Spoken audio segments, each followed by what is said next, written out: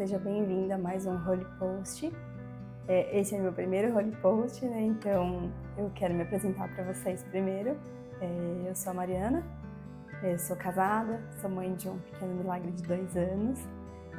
Eu sirvo na igreja tocando violino e também como tia do departamento infantil, que é das minhas grandes paixões aí, né? E é sobre um pouquinho disso que eu quero falar com vocês hoje. Assim como, né, o algoritmo aí de redes sociais, né, com a gente acontece a mesma coisa, né? Quando a gente gosta de uma coisa, parece que aquilo chama a gente, né? E uma coisa que eu gosto bastante é de ver Deus em coisas do dia a dia, em coisas que são simples. Então, aquele nascer do sol bonito, aquela lua bonita. Eu gosto de falar, Senhor, como o Senhor é perfeito, porque ninguém mais poderia fazer isso além do Senhor. E eu gosto muito, né, de apreciar a natureza em si, né, enfim. E aí, minha sogra mora no interior e a gente foi visitar a minha sogra. E aí, meu filho falou, eu queria ver os bichinhos, né, onde minha sogra mora. Quando a gente anda um pouquinho assim, tem uns lugares que tem, tipo, cavalo, tem boi, enfim, tem alguns animais e ele sempre gosta de ir. E aí eu falei, eu não vou não. Eu falei, não, pode vocês. Aí eu falei, tá bom, vai, eu vou, né. Aí, tudo bem. Aí a gente saiu pra ir. E aí, né, eu tava conversando com Deus ali, né, pensando, né, como eu disse, né, quando a gente gosta de uma coisa, parece que isso atrai, né, e aí eu tava pensando justamente nessa questão das crianças, né, e tudo, de como, né, que a gente pode ser mais efetivo, né, pra ensinar as crianças e tudo mais. E aí eu tava andando assim, né, e eles estavam na frente, e eu tava um pouquinho mais pra trás. E aí tinha um lugar que tinha um monte de vaquinha, assim, né, aí meu filho falou, olha, mamãe, um monte de boizinho, tá? Eu falei, é verdade, só que eu não tava prestando muita atenção, assim, né? Eu tava mais ali, né, pensando, conversando com Deus.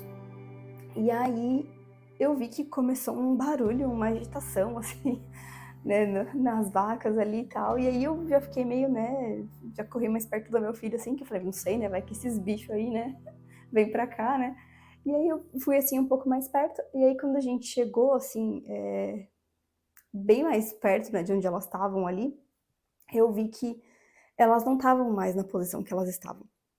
Elas estavam espalhadas, e quando a gente estava chegando mais perto, elas foram meio que se juntando, elas fizeram tipo como se fosse uma rodinha, assim.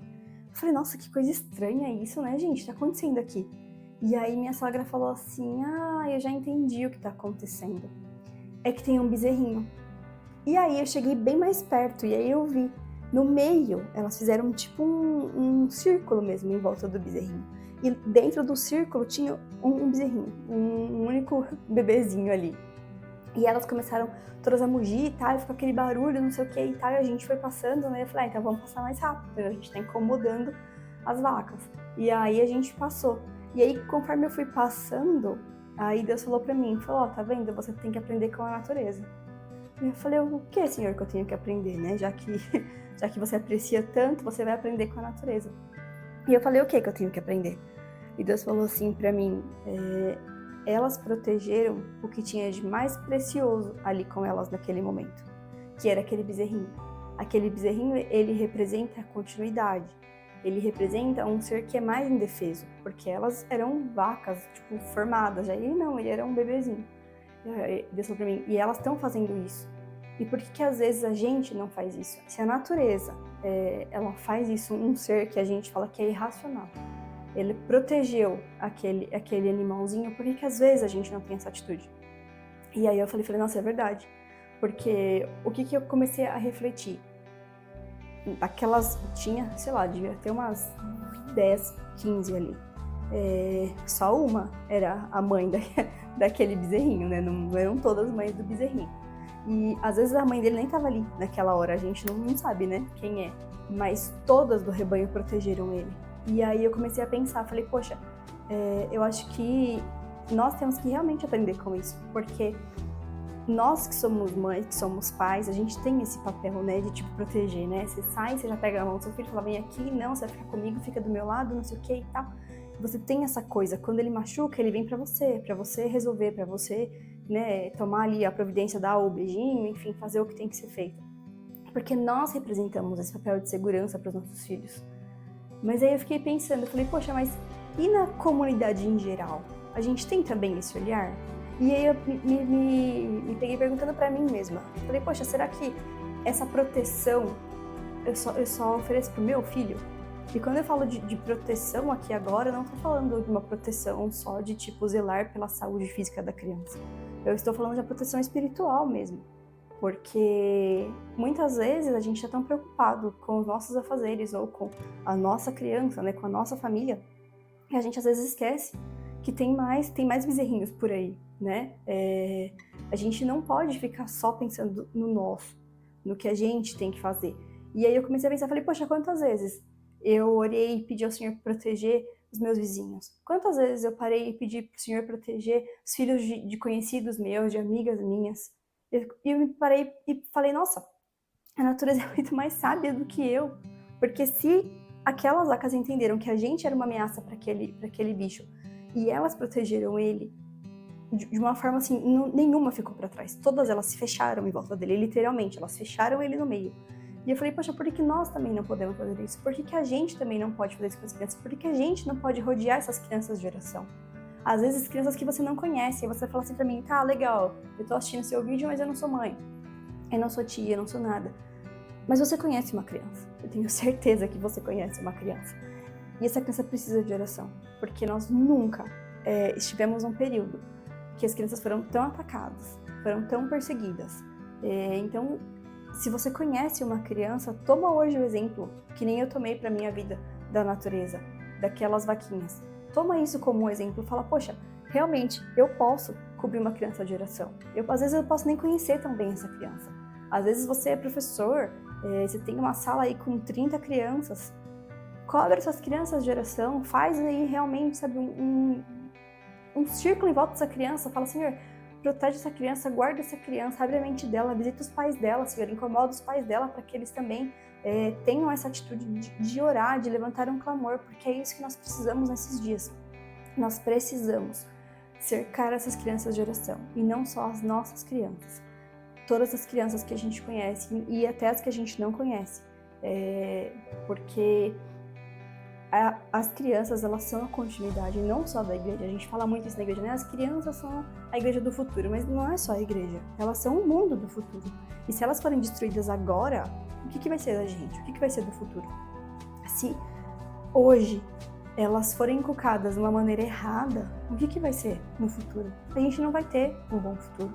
Então, que hoje a gente possa entender isso. A gente possa entender que as crianças, elas precisam ser cobertas de oração, elas precisam dessa proteção de oração.